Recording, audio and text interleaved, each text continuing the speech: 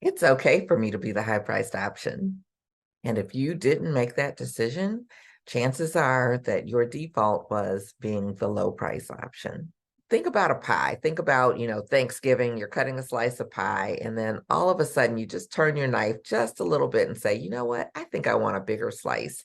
And you turn it just a little bit in the middle. And then when you pull it out to the edge, your pie slice is not this big, but it's now this big. And just that little tweak is what made the difference. It's okay for me to be the high priced option. And it's okay for you to be the high priced option as well. That's actually one of my affirmations as part of my signature course, the Luxury Business Blueprint. One of the reasons we use affirmations is because they really start to help you change from within how you're seeing yourself and how you're seeing others, your business, your clients, etc. If you didn't get those messages growing up, then it's quite possible to make some changes. So I have a few things I want to share with you here today, including how to make a decision or make a new decision. How about that? I've shared my story before, and one of the most challenging days of my career was having to go in on this Tuesday morning and tell my salon owner that I would no longer be able to work there. It was a great place. I loved him as a mentor. There were, very talented people, so many people I could learn from, but the reality was I wasn't building my clientele fast enough. And I had a couple weeks before gotten a notice in the mail that they were going to put me out if I didn't pay my rent. And opened the mail, and there was a notice about my car. It's like if I didn't pay that, they were going to come and get it. So I just knew I had to give up my dream career. And so I did choose to go back to the corporate world. I had been an administrative assistant, worked in offices before, and that seemed like the most reasonable thing that I could do to make sure that I could continue to take care of my expenses. And so I made that decision. Unfortunately, my salon owner offered me the opportunity to work part-time until I could build back up. And once I got that offer, I was like, okay, that's great. So, that was what was on my mind, thinking, okay, it'll probably take me about a year or so to get back into the salon full time. And in actuality, it only took about 6 months. And so I share all that to say only about 6 to 12 months later, I had a really big decision to make. I was at the point where I was going to kind of go on my own and have my own prices. And with the salon that I worked in, there were mostly men, and I think there were two other females. And so everyone set their own prices. They worked independently. And what I noticed was all of the men had higher prices than the women. So when it came time to decide, how I was going to do my pricing, I decided that I was worth it and that I was going to charge what most of the men were charging. And that can sometimes come off seeming, or I think may come off seeming a little arrogant sometimes. Or sometimes I felt like I don't know where that came from or what was in me that made me make that decision. But in reality, I had grown up around my mom, who's in the industry most of my life, and had seen her expand her one location into three different locations of her business. And, she had certain criteria and certain things that requirements that the team, the stylist, etc., had to maintain to be able to stay there. And it actually made perfect sense to me. And that was something, I guess, that was in me that I didn't necessarily think about on a conscious level. And so for many of us, especially women, we have the hardest time making those decisions to charge more, to be comfortable being the high price option. I actually just saw an article. I think Hoda Kotb was talking about a time when she was, the lowest paid person working at NBC, as a correspondent, I believe. And she was afraid to ask for a raise to match, or be somewhere at least in the ballpark of, or at least somewhere where she could pay her bills. She was afraid to ask for a raise because she would seem difficult. And so I don't know if you can identify with that or not, but I want to help you embrace the fact that you can be the high price option, that you can be a good person, that you can be a nice person, and all of those things can exist at the same time. So my decision wasn't magical. It wasn't an arrogant decision, but it was based in feeling grounded that I was providing good service, I was doing good work, and it was equivalent to the people around me. And so I made those decisions.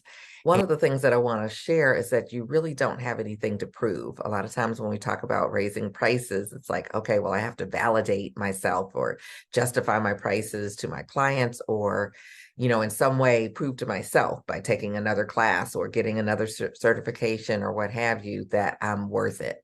I want to tell you, if you've got years of experience, if you've got a steady clientele or clients that come back to you on a regular basis, if you're getting referrals, maybe you're even swamped, you have too many clients, that you don't need another class to validate you. You don't need any of the things that you might think in your head that you need, because that fear factor comes up. You don't need any of those things. You just need to raise your prices. And you just need to make a decision about it.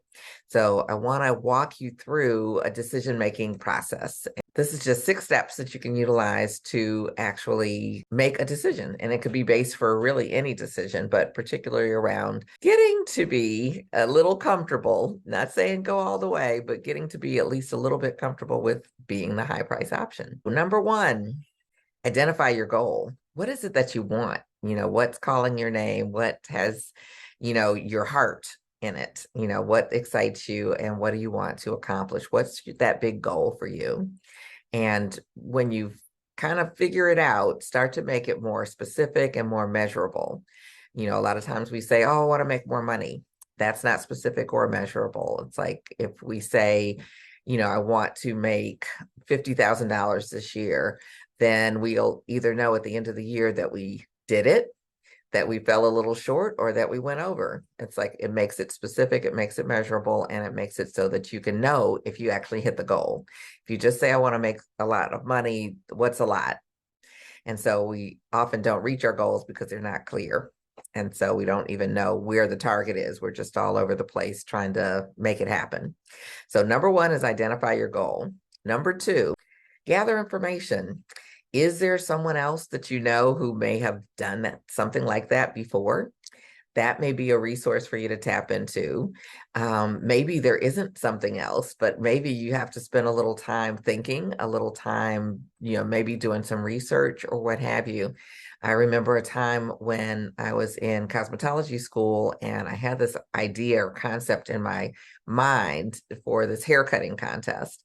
And I could see it really clearly, like the finish, but I couldn't see how to get there. I wasn't sure how to get there. So I asked a few of my teachers, and they were like, no, I don't think you can do that. And I don't know what it was or how I did it, if it was just like practicing on mannequins or whatever it was, but I was able to bring what I saw in my mind to life on my model with her hair and the haircut. And I actually ended up winning the haircutting competition. And so sometimes there's a resource and sometimes there's not. But if there's not, tap into yourself. It's like there's this big universe trying to support you. And maybe it's that you run into someone unexpectedly that has some answers for you. So, know what you want. That's identify the goal. Number 1. Number two, gather the information. When I moved to the Washington, D.C. area, which is where I started my career, which is not where I grew up or went to school or any of those things, I started to gather information. Where did I want to work? I knew what I wanted.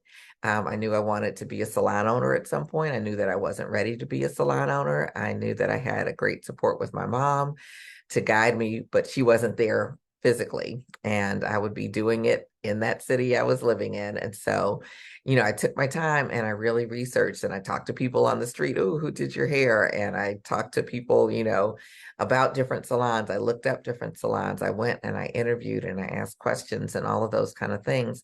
And I would say that making a decision to be in a more high-end salon to begin my career really made a difference in terms of the whole impact of my career and of my pricing.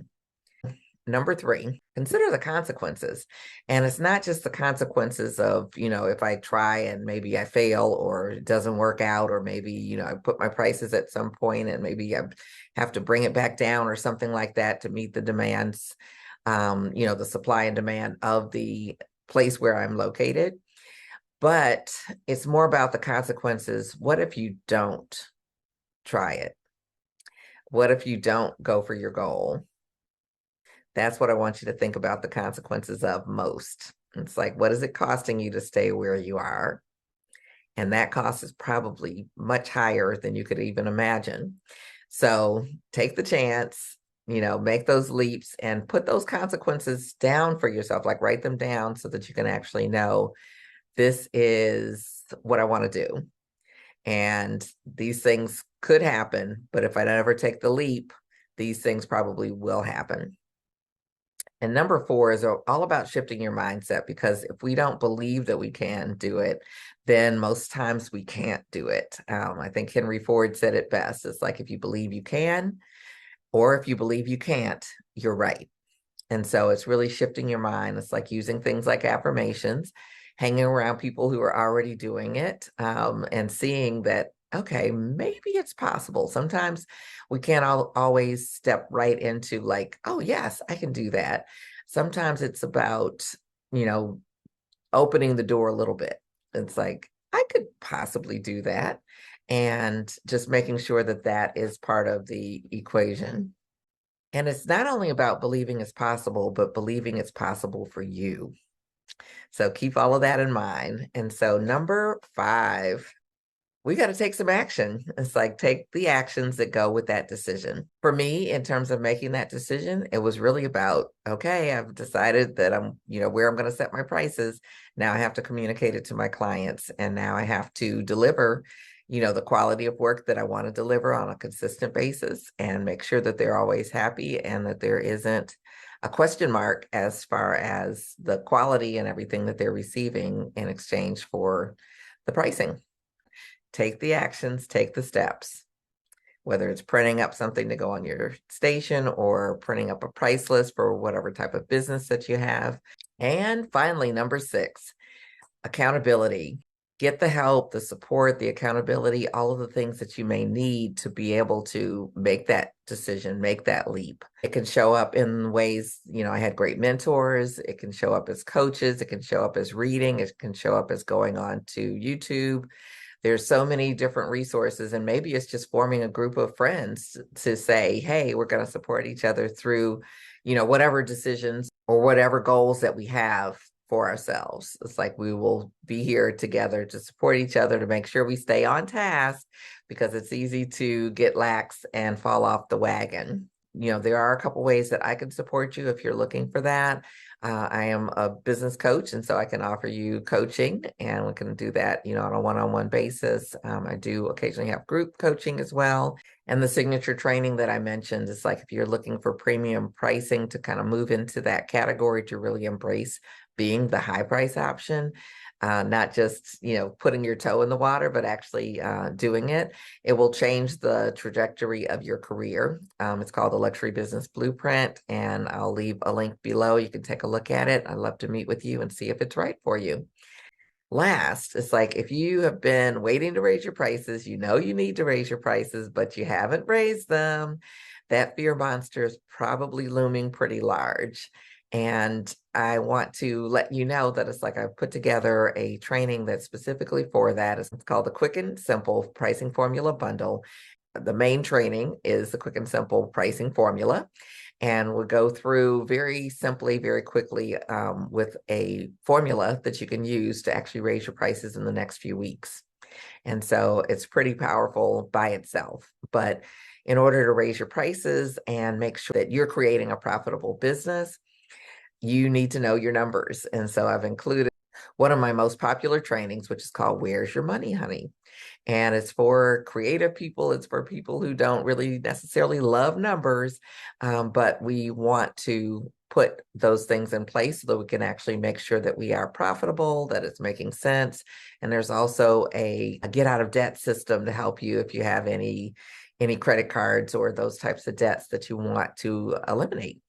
There are a couple of other bonuses that are part of that bundle. And so I'll leave the link below, but it's a great way to get started and be able to know what your key numbers are, take control of your business, and be able to raise your prices quickly. And, putting that fear on hold and actually doing it. So remember that taking the action step.